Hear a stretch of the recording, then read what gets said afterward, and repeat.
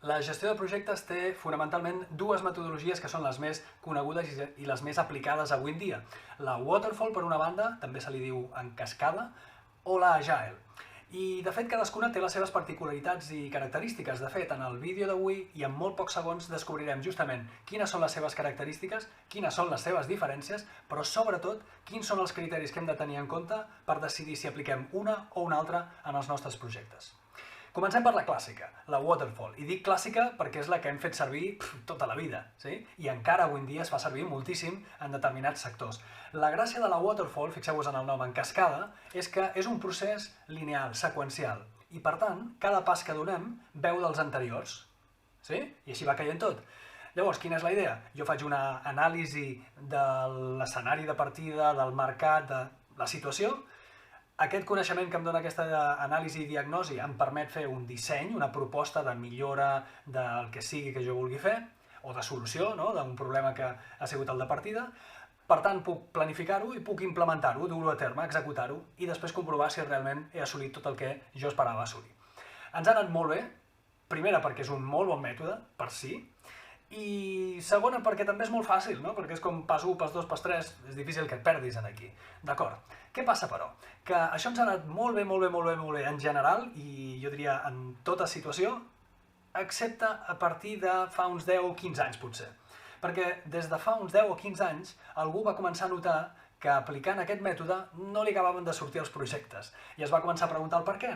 I alguns fins i tot li van posar nom a tot això. I van dir, escolta, és que jo crec que ara estem en un entorn que se'n podria dir VUCA, que són les inicials d'aquestes 4 paraulotes en anglès.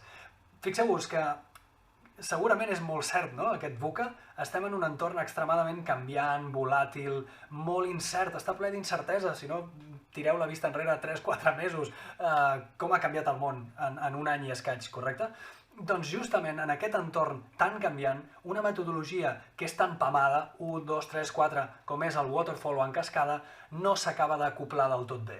Així que ja posats, es van inventar una nova metodologia. Quina? La metodologia àgil. I si us fixeu en aquesta diapo d'aquí i aquesta comparativa, comprovareu quina és la gràcia d'una i de l'altra. On el mètode Waterfall ens permetia fer pas 1, pas 2, pas 3, pas 4, però clar, fixa't que des del principi fins al final no deixaven de passar molts mesos, perquè jo dedicava moltes setmanes a fer l'anàlisi i després moltes setmanes a fer el disseny complet i després la planificació. Tot era complet, tot ho fèiem sencer, correcte? Era un sol cop. La metodologia àgil el que proposa és fer-ho per iteracions. A mi m'agrada dir per capes. Ho fem per capes. Llavors, com funciona això? Doncs per comptes de fer una anàlisi completa, el mètode àgil el que ens proposa és fer una petita anàlisi.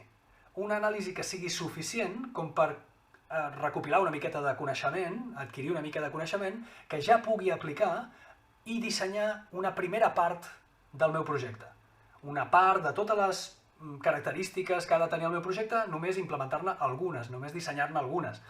I la resta ja ho farem després, en altres iteracions, però en aquesta primera, amb el coneixement que tinc, crec que puc fer això. Crec que això seria una bona manera de començar el projecte. Per tant, ho planifico, ho executo i, el més important, ho testejo. Ho provo. Vull veure si funciona això. I ho vull testejar en el seu propi entorn, en el seu mateix escenari, en el seu mercat, si és que és un producte o un servei que estem llançant. Per tant, aquest mateix testeig ens donarà, si l'avaluem, informació nova, i ens permetrà d'alguna manera tornar a l'origen, aquella anàlisi, on podrem ara, gràcies a aquest feedback que ens ha donat l'entorn o el mercat, conèixer millor aquest entorn i començar una segona iteració, començar una segona capa. I en aquesta segona capa tornarem a fer una miqueta més d'anàlisi per intentar dissenyar una segona versió, que farà més coses o les farà millor, en qualsevol cas, la versió 2.0, i la planificarem i l'executarem i la tornarem a testejar i tornarem a aprendre d'aquesta provatura que estem fent. I això ho anirem fent, anirem donant voltes com si fos una rentadora fins que finalment tinguem el producte acabat o el projecte que volíem acabat. Per tant, fixeu-vos que diferent les dues, quines dues aproximacions més diferents. Allà on una buscava el pas a pas, aquesta altra busca els cicles, aquesta repetició per capes o per cicles. Tot això ho podríem explicar d'una altra manera, si voleu, ho podem explicar també així, de manera com molt gràfica. El Waterfall és un mètode que fonamentalment buscava i ens aconseguia potència, la màxima potència possible. És un mètode que està basat en els processos, en les eines, en una certa mecanicitat de les coses, i tot està molt pamat. Em serveix quan tinc un entorn que és predictiu. Quan l'entorn en el que treballo, en el que jugo, és predictiu, el conec prou bé i no canvia tant al llarg dels mesos com perquè m'invalidi el procés que jo hagi fet, la diagnosi que hagi fet o els dissenys i propostes i decisions que hagi pres. Per tant, si estem en un entorn així, en un entorn controlat, que coneixes bé, waterfall. Però què passa si no?